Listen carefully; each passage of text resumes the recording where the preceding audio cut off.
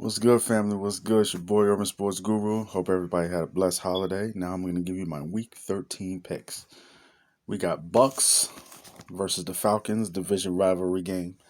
Unfortunately, it's not going to be much of a division rival because you got Matt Ryan going against Tom Brady. You know how that goes. You have Atlanta's defense going against the Bucks offense, who's now later part of the year, as expected. They're now running the football again. The offensive line is going to wear them down. Tom Brady's going to be efficient. And the one thing that gives me cause to pause in this game is that all year the Bucks secondary has been very suspect, and Atlanta could chuck the ball around the field. So they may keep it competitive, but the Bucks are going to win this game. Now we got Arizona, got Kyler Murray coming back. If Kyler Murray's healthy, they're capable of beating anybody there. They're the best team. They're still one of the top two teams in football. They have the best record. Defense playing well. Unfortunately, J.J. Watt is injured, but defense turns the ball over. They get after the quarterback. It's all about Kyler Murray's health, to be honest with you. And that was the biggest concern coming out of college because he's so small by quarterback standards. And so small by quarterback standards. And, 2 years into his career, sorry, 3 years into the career, 2 of those years, he's been injured. So if he can stay healthy, Arizona's capable of beating anybody. They're capable of winning the whole thing, in my opinion, if he's healthy. DeAndre Hopkins will not be playing, but Chicago's defense, they're wearing down. I don't expect that rookie QB to play. They're going against Andy Dalton. With a healthy Colin Murray, I like Arizona. Another road favorite, give it 7.5. I expect them to win. Now we got a great game with the Chargers and Cincinnati, two premier young quarterbacks. I'm going to give the edge to Cincinnati and Joe Burrow because they can run the football. Chargers can't. Yeah, Joe Mixon versus Austin Eckler. I'm taking Joe Mixon. I don't expect them to be as good as they was last week against Pittsburgh, but one thing Chargers defense does not do, they don't defend the run very well. They do give up pressure on the quarterback, but when you're pounding the run, you keep pressure off your quarterback that way. Both teams have weapons, but the fact that Cincinnati can be more than one dimensional, I'm gonna give them a shootout. I think it's gonna be a shootout. Both teams can get after the quarterback. I think it'll be a shootout. But the fact that Cincinnati can also win not just with Joe Burrow, they can win with the running game and being physical. I'm gonna take Cincinnati. Minnesota's giving 7.5. In Detroit, and the Minnesota's looked very good this year on the road. But here's what they don't have this week, which they had all year, and that's Dalvin Cook. They don't have Dalvin Cook. Detroit hasn't lost every game, but they haven't won one yet. I think they're gonna at least cover. I won't be surprised if they win this game. They're gonna win one. They're gonna win one. Dan Campbell has got them playing too hard for them to not win one. Then we have my Giants against Miami. Um, my Giants against Miami. Two offensively challenged teams. Two quarterbacks, and my Giants will be in such an advantageous position if Daniel Jones was the guy, because you do have a team that skill position wise you're loaded. You can fix a couple of positions on the offensive line, but you have two first round picks.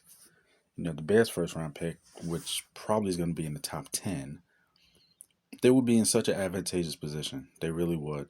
But Aaron Rodgers might be the best option for them because Aaron Rodgers, I think, would end up being a free agent.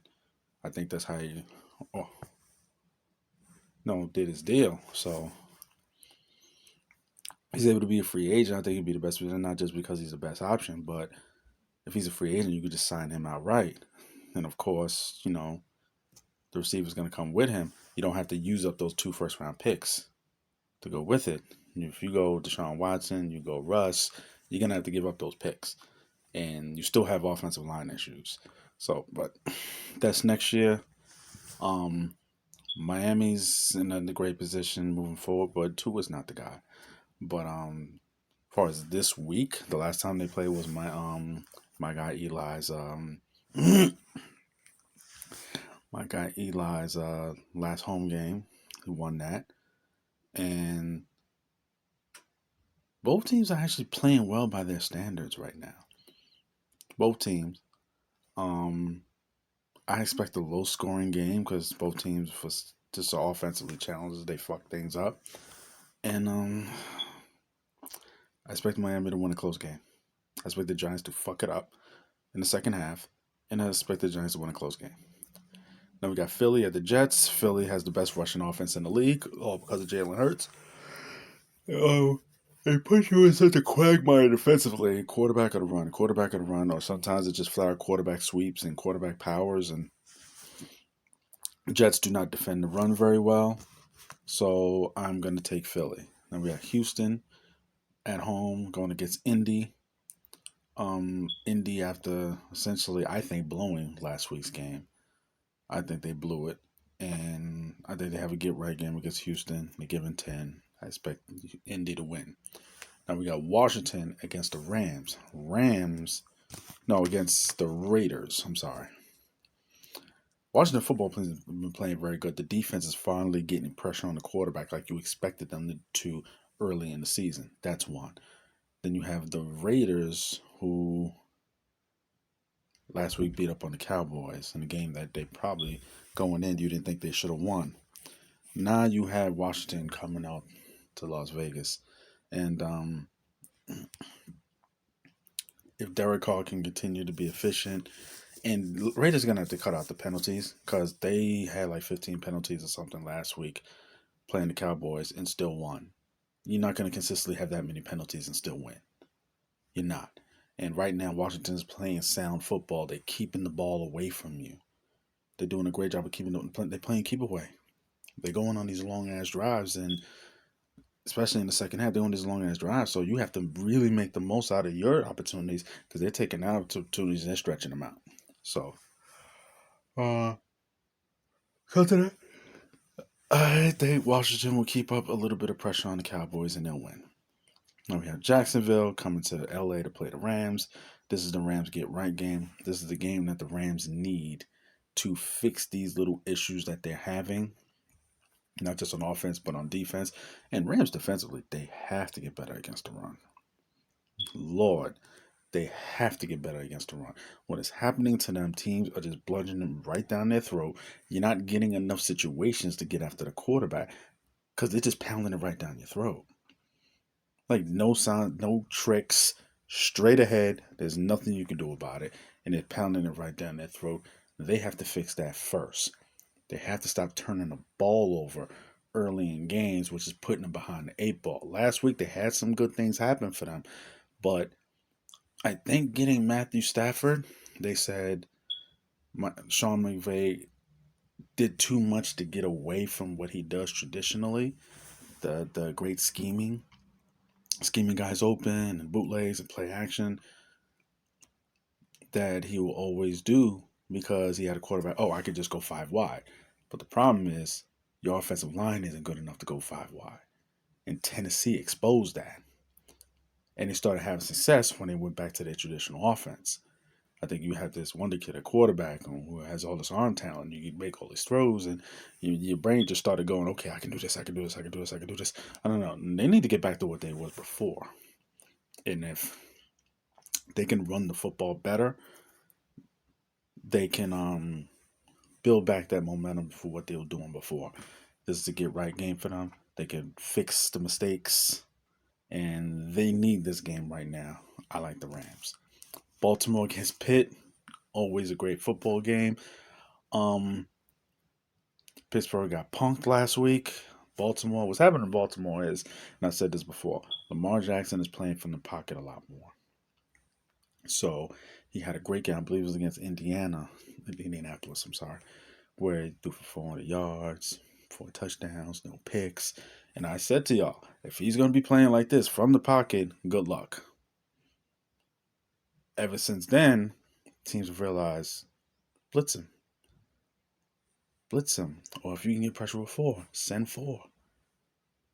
Send 4. Get that pressure. Keep him in the pocket. Because before, the fear was, oh, he's going to run. Now, he's not running.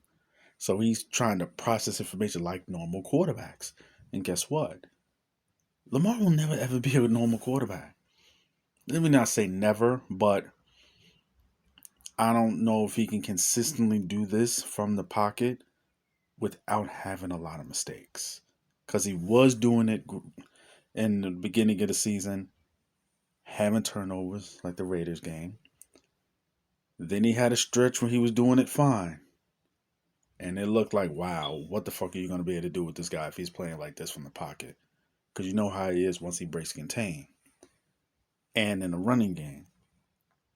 But now reality is setting in and they're playing him like a normal quarterback and he's not reading things fast enough. Let's just call it what it is. He's not reading things fast enough. It's not coming quick enough. He's not making his reads fast enough. And I expect Pittsburgh's defense to play better because they got punked last week. They got embarrassed at home. The fact that Baltimore's defense is playing better and Pittsburgh's offense, I don't expect it much from. They had it going a little bit at one point. Then it looked like they had a cupcake schedule. Yeah, I remember I said it like, oh shit, look like they're gonna be 8-3 before they get tested. But at the end of the day, their offensive issues are not fixed. The offensive line is not good.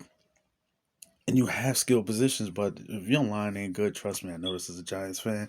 If your line ain't good, no matter what you got on the outside in the backfield, you're fucked. And this is what's happened with Pittsburgh, let alone the fact that their quarterback is done. The fact that they started a game with Mason Rudolph instead of Dwayne Haskins, who you should be taking a look at. I think that's an indictment on Dwayne Haskins. I like Baltimore in a close game. We got the 49ers, a dangerous team right now on the road against Seattle. They're giving 3. I expect them to win and cover that. See, 49ers are going to a dangerous team because they're so physical. Not only are they so physical, that they're showing the offensive line play that I expected from them at the beginning of the season. When you have the best left tackle in the game, you have first round picks all over that O line, and the creativity of Kyle Shanahan in the running game, and Deebo Samuel, you could do so many things with him. Jimmy G's efficient as long as he's not turning the ball over, and he doesn't do that much. The defense, secondary, a lot of teams right now, their secondary is suspect, but their front four is back to getting after the quarterback. A lot of first round picks there still. 49ers are a dangerous football team. Then you have Denver. Denver on the road against KC. I'm waiting to see KC's offense once again look like KC's offense. They had a good game a couple of weeks ago, but they're doing just enough to win. They're giving 9.5, but this is coming off of a bye. Andy Reid coming off a bye normally is money, and right now I just want to see them look like KC offensively. Their defense is looking better. They got Chris Jones playing 3 technique again, and he is putting foot to ass. I expect them to look good against a good defense in Denver and KC to get the win. Now we have New England and we have Buffalo. Buffalo is the better roster. Not up for debate. The problem with Buffalo is the defense is loaded. They just lost their best corner, Tre'Davious White. He gave them freedom to play a lot of man coverage, play man coverage with him, and do creative things outside of him.